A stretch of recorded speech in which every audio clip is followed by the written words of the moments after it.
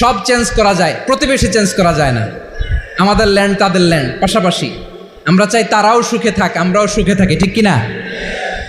কিন্তু প্রতিবেশী হলে বন্ধুত্বপূর্ণ আচরণ করতে হয়। প্রতিবেশী যদি বন্ধু না হয়ে প্রভু হতে চায়, এরকম দানব প্রতিবেশী কেউ চায় না।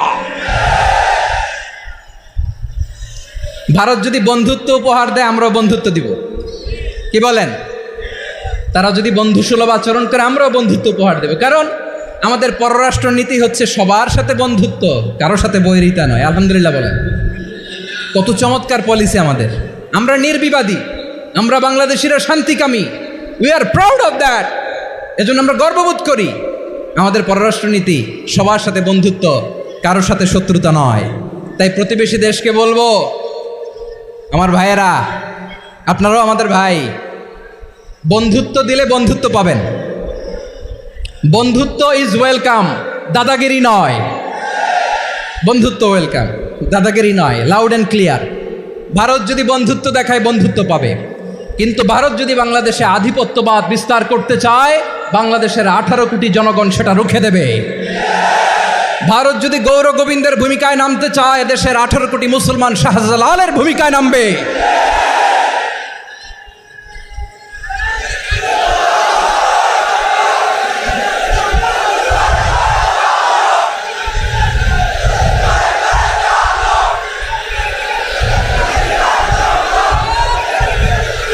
প্রিয় ভাইয়েরা, আমরা বন্ধুত্বে বিশ্বাসী, শত্রুতায় নই, ঠিক কিনা বলেন?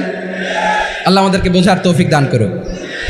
তাহলে এই যে তারা বলেছে এদেশে সংখ্যালঘুরা কষ্টে আছে, দুঃখে আছে, এটা কি ঠিক? বলেন, এটা কি ঠিক?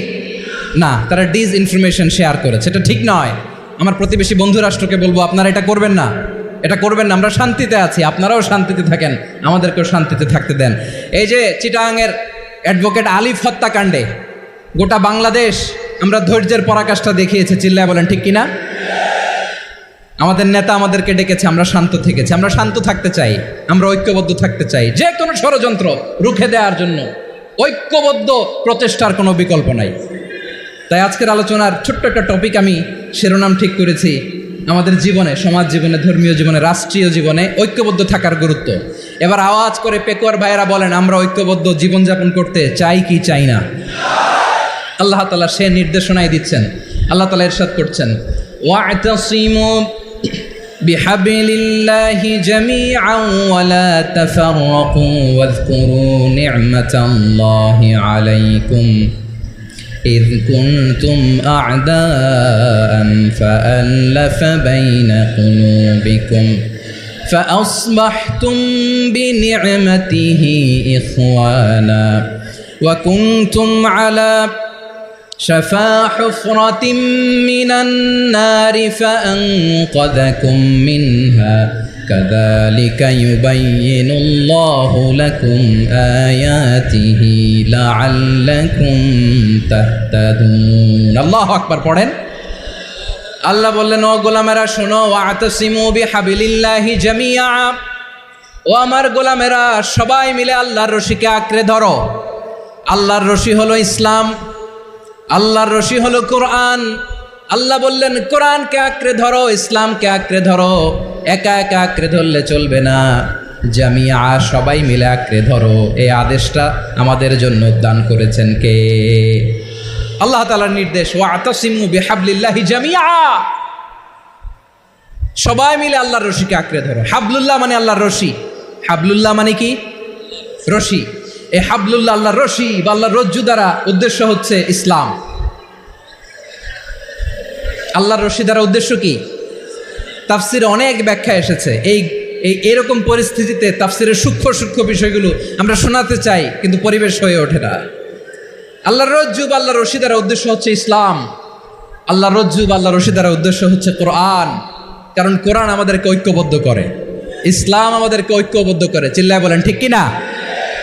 এজন্য আল্লাহ বললেন, তোমরা আমার রশিকে আঁকড়ে ধরো, বিচ্ছিন্ন হয়ে না। আমার দেয়া নেয়ামতগুলো স্মরণ করো। যখন তোমরা ছিলে শত্রু, তোমাদের মধ্যে হৃদয়ে আমি আল্লাহ ভালোবাসা ঢেলে দিলাম, ফলে তোমরা সবাই ভাই ভাই হয়ে গেলে।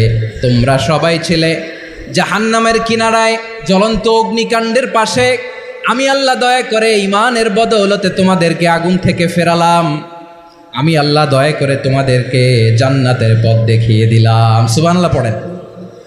এমন পথ দেখালাম যেই পথ তোমাদেরকে জান্নাতে নিয়ে যাবে, পথের দিশা তোমরা পাবে। লাআল্লাকুম তাহতাদুন। প্রিয় ভাইরা, তাহলে আমাদের যে ঐক্যবদ্ধ থাকতে হবে এই নির্দেশটা কার?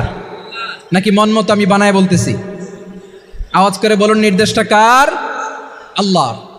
তাহলে আমাদেরকে ঐক্যবদ্ধ জীবনযাপন করতে হবে। প্রিয় ভাইরা, ইসলাম আমাদেরকে ঐক্যবদ্ধ করে।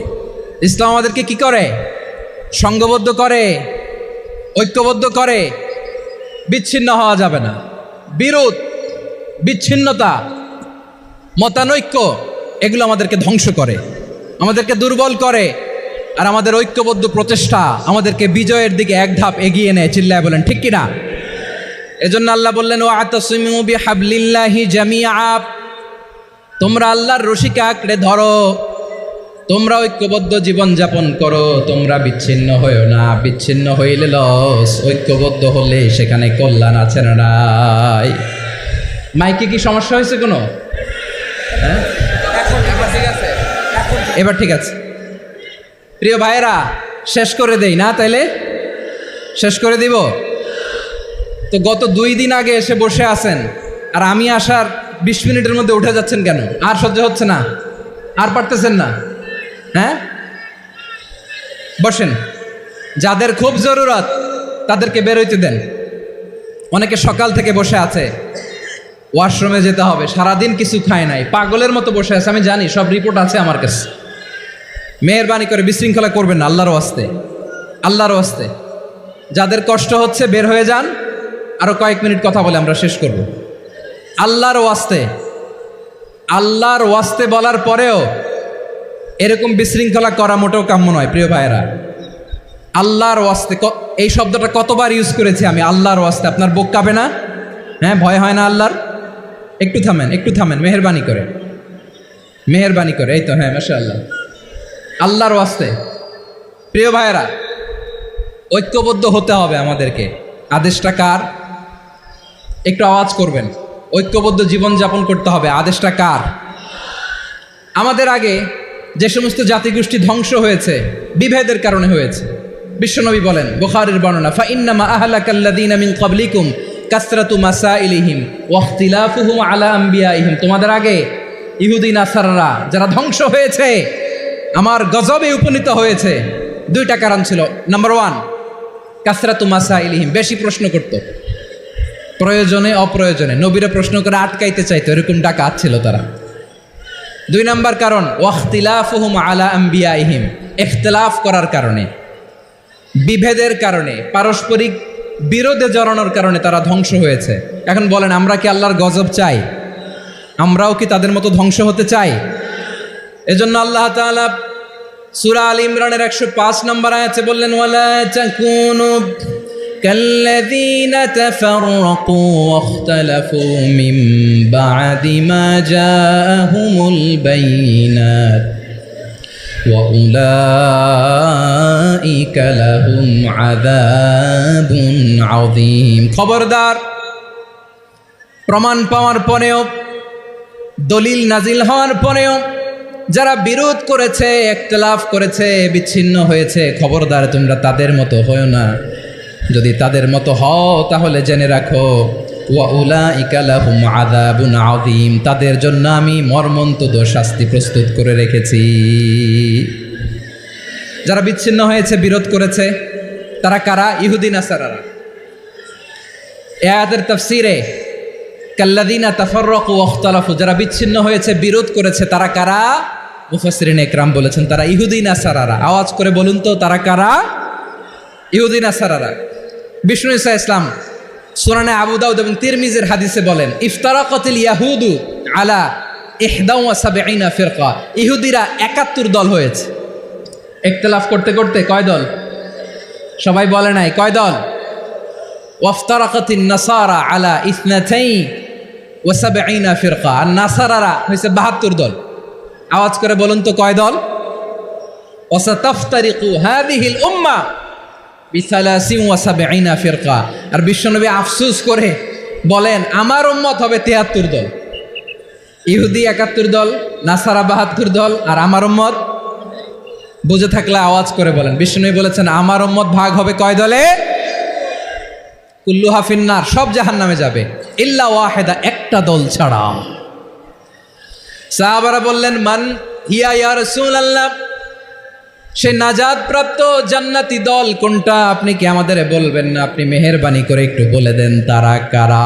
বিশ্বনবী বললেন মা আনা আলাইহি ওয়া আসহাবি, আমি এবং আমার সাহাবারা যেই মতের উপর, যেই পথের উপর আছে, এই মত এবং পথের উপর যারা থাকবে তারাই জান্নাতের দল হয়ে যাবে। যারা আমার মত, আমার সাহাবীর মত এবং পথকে অনুসরণ করবে তারাই জান্নাতে যাবে।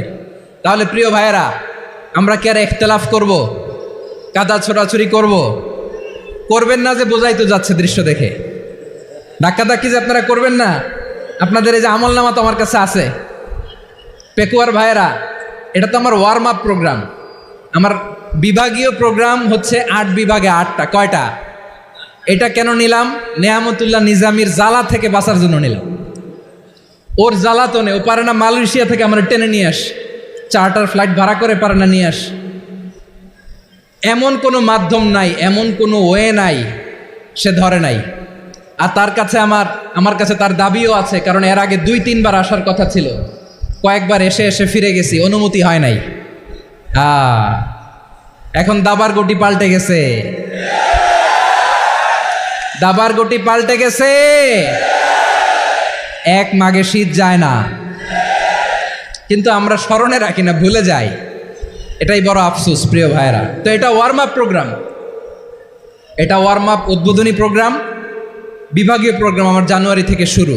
তো যা যা করছেন আমার সাথে পেকুয়াতে সব কিন্তু বয়ান দিব, ওই জায়গায় সব বলে দিব পেকুয়াবাসী কী করছে। আমি তো ভাবছি পেকুয়ার জেনারেশন জি আমাকে এমনভাবে রিসিভ করবে, আমার কোনো ব্যাক পেতে হবে না, কষ্ট পেতে হবে না। আমাকে স্মার্টলি তারা স্টেজে রিসিভ করবে, স্মার্টলি তারা সেফ এন্ট্রি সেফ এক্সিট দিবে। তো বাস্তবে তো উল্টা, একেবারে উল্টা।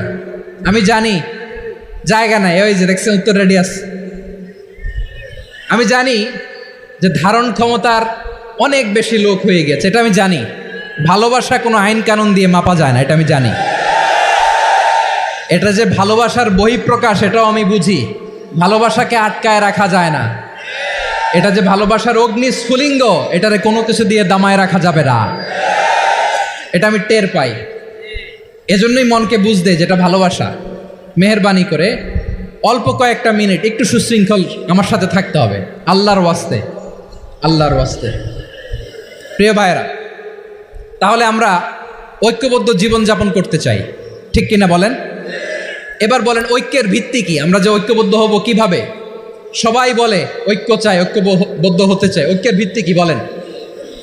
ঐক্যের ভিত্তি হচ্ছে তাওহীদ। আওয়াজ করে বলতে হবে সবাই, ঐক্যের ভিত্তি কি?